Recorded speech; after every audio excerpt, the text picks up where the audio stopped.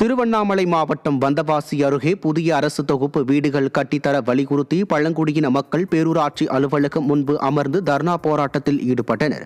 வந்தவாசி அடுத்த தேசூர் ராஜீவ்காந்தி நகரில் பல வருடங்களுக்கு முன்பு கட்டப்பட்ட அரசு தொகுப்பு வீடுகள் சிதிலமடைந்து கீழே விழும் நிலையில் உள்ளதாக அப்பகுதி மக்கள் குற்றம் சாட்டியுள்ளனர். இதுகுறித்து பலமுறை அதிகாரிகளிடம் புகார் அளித்தும் புதிய தொகுப்பு வீடுகள் கட்டித்தராமல் உள்ளதாக வேதனை தெரிவித்துள்ளனர். இதனால் பாதிக்கப்பட்ட பழங்குடியின மக்கள் தேசூர் பேரூராட்சி அலுவலக வாயிலில் அமர்ந்து பேரூராட்சி அலுவலர்களை கண்டித்து தர்ணா போராட்டத்தில் ஈடுபட்டனர்.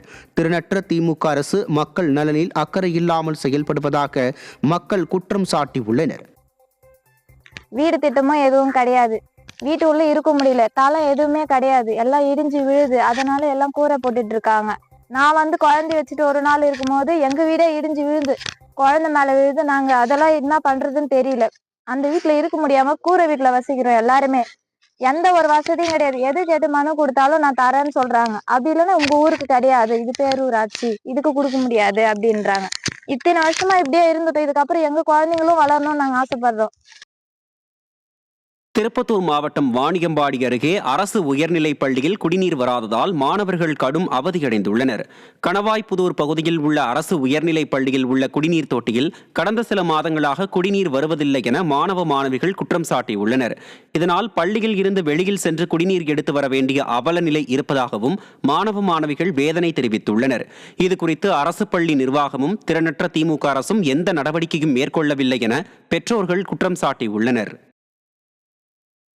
திருவண்ணாமலை மாவட்டம் கலசப்பாக்கம் அருகே அதிமுக ஆட்சியில் அமைக்கப்பட்ட நெற்களம் ஆக்கிரமிப்பு செய்யும் நோக்கில் இடித்து அகற்றப்பட்டதாக கூறி விடிய அரசை கண்டித்து விவசாயிகள் ஆர்ப்பாட்டத்தில் ஈடுபட்டனர்.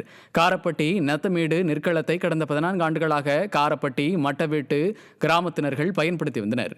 இந்த நிலையில் கடந்த வாரம் தீயசக்தி திமுக அரசு அதிகாரிகள் நெற்களத்தை முழுவதுமாக இடித்து அழித்தனர். இதைக் கண்டு அதிர்ச்சியடைந்த விவசாயிகள் வட்டார வளர்ச்சி அலுவலகத்தில் முறையிடச் சென்றால் அவர்கள் விவசாயிகளை அவமானப்படுத்தி திருப்பி அனுப்பியதால் போராட்டம் நடைபெற்றது.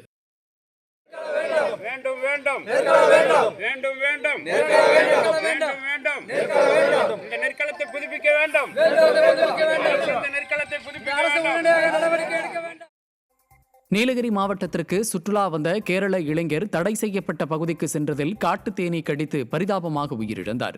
கேரள மாநிலம் கள்ளிக்கோட்டையைச் சேர்ந்த ஜாபிர் என்ற இளைஞர் நண்பர்களுடன் ஊசிமலை கண்காட்சி பகுதியை காண வந்துள்ளார்.